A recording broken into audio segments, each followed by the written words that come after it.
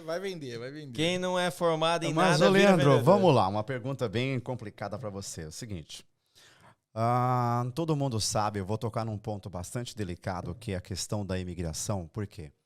É fácil você migrar, a gente estava falando disso ainda agora aqui. É fácil você migrar quando você tem lá os seus 20 e poucos anos de idade. Onde a gente vai dormir? Vamos dormir na estação, vamos dormir em tal lugar, o trem vai chegar depois e tal. Como é que é para você? Você é um pai, você tem 3 filhos, e de uma hora para outra, de uma hora para outra que eu estou dizendo, não é uma questão pejorativa assim.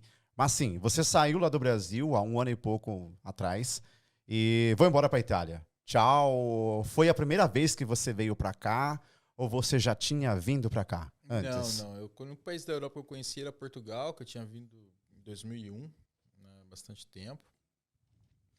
Mas, na verdade, assim,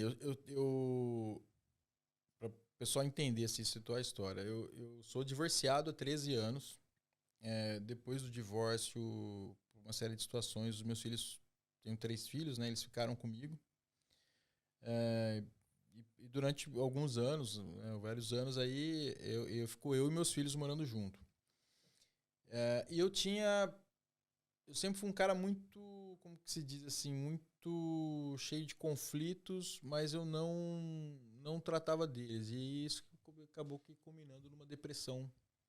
Eu sempre fui um cara alegre, um cara expansivo, extrovertido. Eu nunca imaginei que eu fosse um dia sofrer de depressão. E aí em 2017... Pô, muito bacana, eu vou te interromper, muito bacana você tocar num assunto,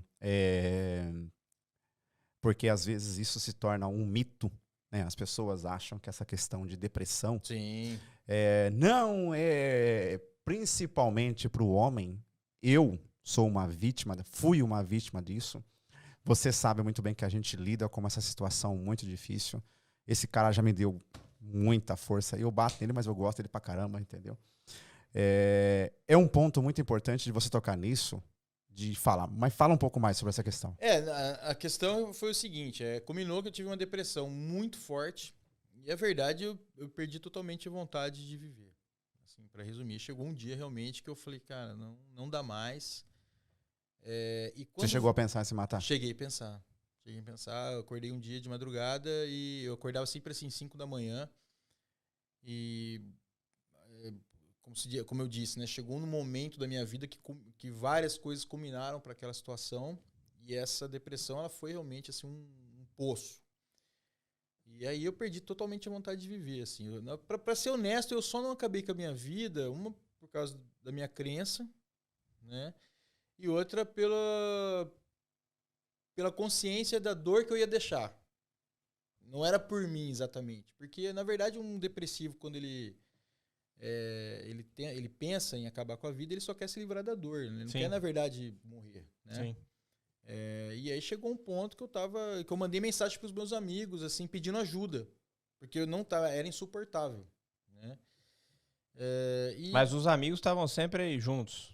Olha, eu tenho... Ou se afastaram nesse período? É que, na verdade, você meio que se afasta. Porque o que acontece? Existe um rumor ali. Eu acabei lendo sobre depressão. E é até legal entrar nesse assunto mesmo, porque envolve mudança, né? Sim. Mas às vezes, quando você tá... Às vezes não. Quando você tá depressivo, uma das coisas que alimenta... Ela é um círculo, né? Porque você não conta com a compreensão das pessoas. Eu mesmo era um cara que falava assim, vai procurar um terreno para carpir. Sabe? Quando alguém falava em depressão. E aí você sofre, porque quando você vê alguém, o cara quebrou uma perna, você vê o gesso, né? O cara machucou, você vê o ferimento. A depressão é um ferimento na alma.